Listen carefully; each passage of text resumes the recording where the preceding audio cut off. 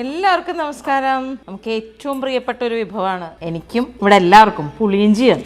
സാധാരണ നമ്മളിവിടെ ഇഞ്ചിക്കറി ഉണ്ടാക്കാറില്ല. ഇവിടെ പുളിയിഞ്ചിയാണ് എപ്പോഴും ഉണ്ടാക്കുക. പക്ഷെ ഞാൻ ഇതൊക്കെ ട്രൈ ചെയ്യാറുണ്ട്. ഇഞ്ചിക്കറി, അതായത് ഇവിടെ എനിക്ക് ദൃശ്യയുടെ അമ്മ ഒക്കെ പഠിപ്പിച്ചു തന്നിട്ടുള്ള എൻ്റെ ഒരു സ്റ്റുഡൻ്റ് ആണ് ദൃശ്യ. പൊന്നുവിൻ്റെ അമ്മ പഠിപ്പിച്ചു തന്നാണ് നാളികേരം ഇഞ്ചിയൊക്കെ വറുത്തരച്ചിട്ട് ഉണ്ടാക്കണ ഒരു ഇഞ്ചിക്കറി. അത് ഞാൻ ട്രൈ ചെയ്തിട്ടുണ്ട്. തേങ്ങ അരക്കാണ്ട് ഇഞ്ചി വറുത്തരച്ചിട്ടുള്ള ഇഞ്ചിക്കറിയും അതും ട്രൈ ചെയ്തിട്ടുണ്ട്. പക്ഷെ ഇവിടെ എല്ലാവർക്കും ഇഷ്ടം പുളിയിഞ്ചി. നമ്മൾ ചെറുപ്പം മുതലേ ശീലിച്ചതിന്റെയാണത്. അപ്പോ പുളിയിഞ്ചിയാണ്. സാധാരണ കർക്കിടക മാസത്തിലേ പുളിയിഞ്ചി ഉണ്ടാക്കി തുടങ്ങും. അതെന്താന്ന് എനിക്കറിയില്ല.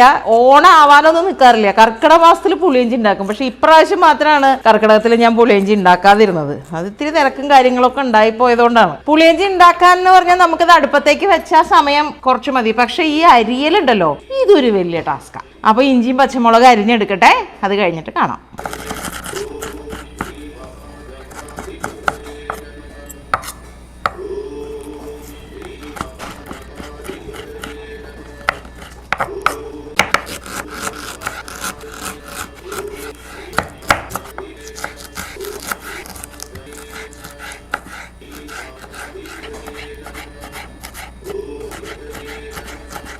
അപ്പം നമുക്ക് പുളിവെള്ളം പാത്രത്തിലേക്ക് ആക്കാം.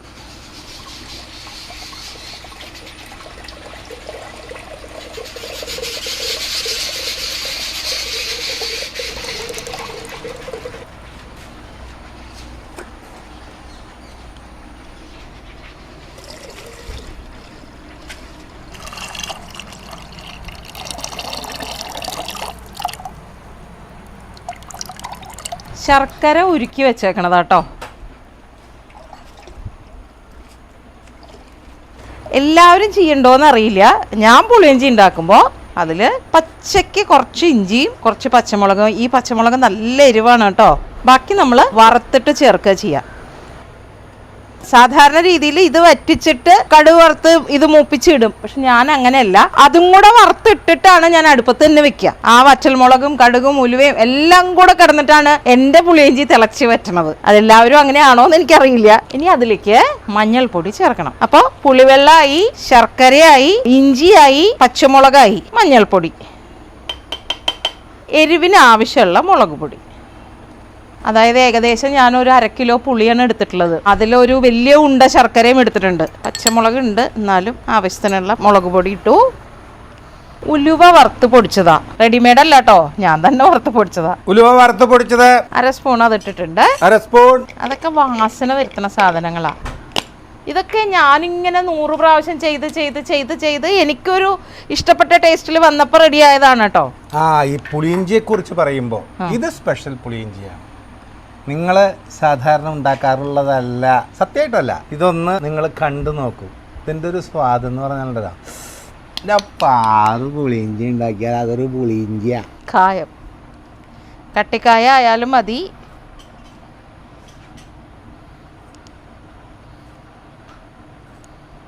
ആവശ്യത്തിനുള്ള ഉപ്പ്. സാധാരണ ഞാൻ കല്ലുപ്പാണ് ഇടാറ്. സുമേച്ചിയാണെന്ന് എടുത്തുകൊണ്ട് വന്നത്. അപ്പോൾ അത് പൊടിയുപ്പായി. ഇനി ഇദ്ദേഹം ഇവിടെ ഇരിക്കട്ടെ. നമുക്ക് ഒന്ന് കടുക് വറുത്ത് ചേർത്തിട്ട് അടുപ്പത്തേക്ക് വെക്കാം. ഇതാണ് സീക്രട്ട്. എവിടെ പോണു? അടുപ്പത്തേക്ക്. സിമ്പിൾ ജാവ. അങ്ങനെയൊക്കെ കമന്നാലേ താടി പേടി ഉണ്ടായി, ഒരാകാംക്ഷ ഉണ്ടാക്കണ്ടേ. താടി എന്ന് പറയണ്ടേ. അത് താടി കണ്ടില്ല, ചവ് മാത്രമേ. ആണോ? അഭിനയം വേസ്റ്റ് ആയി പോയി. ഞാൻ എന്തൊരു അഭിനയിച്ചെന്നറിയോ? കുറച്ച് വെളിച്ചെണ്ണ വേണം. എന്തൊക്കെയോ ഇവര് ഭക്ഷണമൊക്കെ ചൂടാക്കിയിട്ട് എൻ്റെ പാത്രം കരിച്ചു വെച്ചിരിക്കണുണ്ടോ. വെളിച്ചെണ്ണ വയ്ക്കാം. ചിങ്ങത്തിരുവോണ സൂര്യോദയം ചിത്രവർണ്ണാങ്കിത രമ്യോദയം മാബലി മന്നൻ്റെ തിരുവരവേൽപ്പിന് മലയാളമൊരുങ്ങുന്നു ദിവ്യോദയം. നടക്കട്ടെ.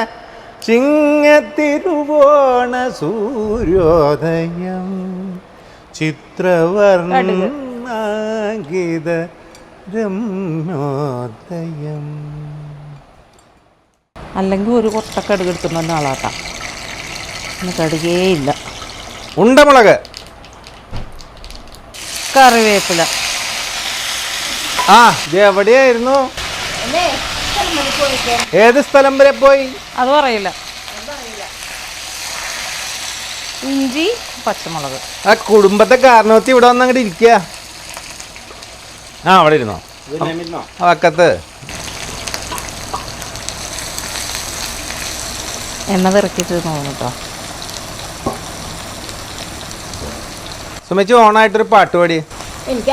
സുമേച്ചിയുടെ ആ പഴയ ഓണക്കളിയൊക്കെ ഒന്ന് കാണിച്ചു കൊടുക്കാമോ? പണ്ടൊക്കെ കളിച്ചിട്ടുണ്ടല്ലോ. അത്രേ ഉള്ളൂ. അതാണ് സുമ.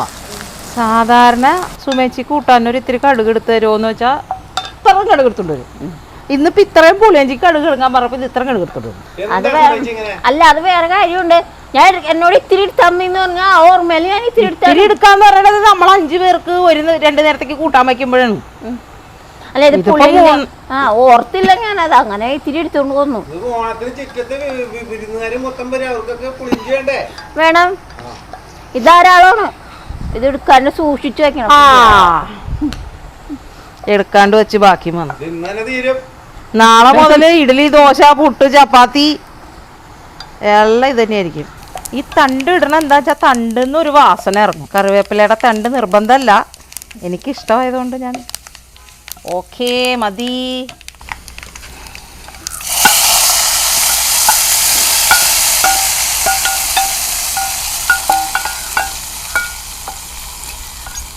ഇനി നമുക്ക് ഇദ്ദേഹത്തൊന്ന് അടുപ്പത്തേക്ക് ആക്കാം.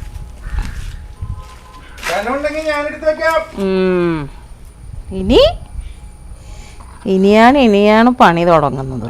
ഇനി ഇത് തിളച്ച് കുറുകി വറ്റി ഒക്കെ വരണം.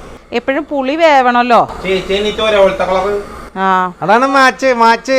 ഈ സാധാരണ സുമേച്ചി ഇതിപ്പോ കുറുക്കി എടുത്ത് തിളപ്പിക്കാമെന്ന് പറഞ്ഞു. പക്ഷെ അപ്പൊ പുളി വേവില്ല, പുളിയുടെ ചുവ നിൽക്കും. ഇത്തിരി നീട്ടി എടുത്തിട്ട് വറ്റിച്ചെടുക്കണം. നാളത്തെ വീഡിയോയില് സുമേച്ചിയും മറ്റേ സെറ്റ് കൊണ്ട് അങ്ങോട്ട് കൊടുക്കുക, ഐശ്വര്യ ദേവതയായിട്ട്. അത് ഉടുക്കാനുള്ള ഒരു മടിയാണേ, ഇല്ലാണ്ടൊന്നുമല്ലല്ലോ. അത് ഈ കഴിയണ പാത്രങ്ങളെ അങ്ങോട്ട് മാറ്റിയില്ലെങ്കിൽ ഒരു സമാധാനം കിട്ടൂല. അത് അപ്പൊ കഴുകി വെച്ചാൽ സൂപ്പറാവും. അതുകൊണ്ടാ കൈ മുക്കാൻ വെള്ളം.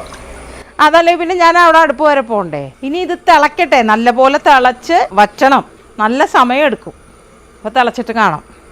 ദീപം ദീപം ദീപം ദീപം.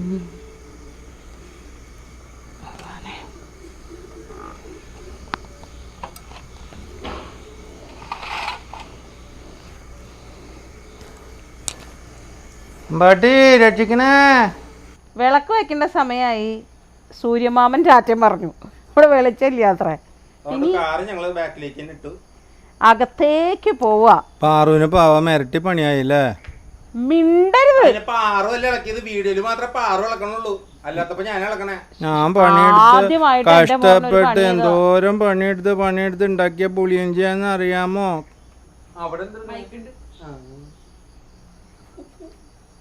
ഇരുട്ടായി.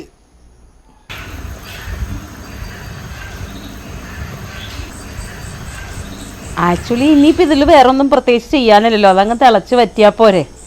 അപ്പം ഇനി ഇതൊക്കെ ഇവിടെ നിന്ന് എടുത്ത് പൊക്കി അകത്ത് കൊണ്ടുപോയി ഇതൊക്കെ ഇരട്ടി പണിയാ. അപ്പം ഞാൻ പറഞ്ഞു ഇവിടെ തന്നെ മതിയെന്ന്. മടിയാണ് മടി ഇവിടെ നിന്ന് പോവാൻ. വെളിച്ചക്കുറവ് ഇത്തിരി ഉണ്ട്. എന്നെ കണ്ടാ പേടിയാവോ? വെളുത്തിരിക്കല്ലേ ഞാൻ സുന്ദരനായിട്ട്. അപ്പം തൽക്കാലം ഈ വെളിച്ചത്തിൽ അഡ്ജസ്റ്റ് ചെയ്യുക. ഇനിയിപ്പോൾ ഇത് ചുമന്ന് അങ്ങോട്ട് കൊണ്ടുപോകാനുള്ള മടിയുണ്ടാ. സ്റ്റൗ കൊണ്ടുപോകണം, ഗ്യാസ് കൊണ്ടുപോകണം, പാത്രങ്ങൾ കൊണ്ടുപോകണം. പുളിയിഞ്ചി കഴിഞ്ഞോ? ഓക്കെയാ? ആ ആയിക്കൊണ്ടിരിക്കണു. അപ്പൊ ഒന്ന് രത്നച്ചുരുക്കം ഒന്ന് പറഞ്ഞോളൂ. എങ്ങനെ രത്നച്ചുരുക്കം ഒന്ന് പറഞ്ഞോട്ടെ മൊത്തത്തില്. പുളി പിഴിയുക, അതിൽ ഇഞ്ചി പച്ചമുളക് കുറച്ച് പച്ചക്ക് തന്നെ ചേർക്കുക. പിന്നെന്താ മഞ്ഞൾപ്പൊടി, മുളക് പൊടി, ഉപ്പ്, ശർക്കര, കായം, ഉലുവ പൊടിച്ചത് ഇത്രയും ചേർക്കുക. അതിനുശേഷം കടുക് വറുത്തിട്ട് കടുക്, വറ്റൽമുളക്, കറിവേപ്പില, ഇഞ്ചി, പച്ചമുളക് നല്ലപോലെ മൂപ്പിച്ച് വറുത്തിട്ട് അതെല്ലാം കൂടെ ചേർക്കാം.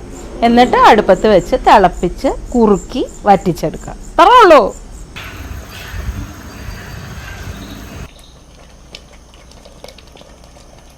അപ്പോൾ നമ്മുടെ പുളിയിഞ്ചി വറ്റിയിട്ടുണ്ട്. ഞാൻ ഗ്യാസ് ഓഫ് ചെയ്യാൻ. മൺചട്ടിയല്ലേ ഇതിങ്ങനെ അടച്ചു വെക്കുമ്പോൾ നാളത്തേക്ക് ഇത് കറക്റ്റായിട്ട് തിക്കായിട്ടുണ്ടാവും.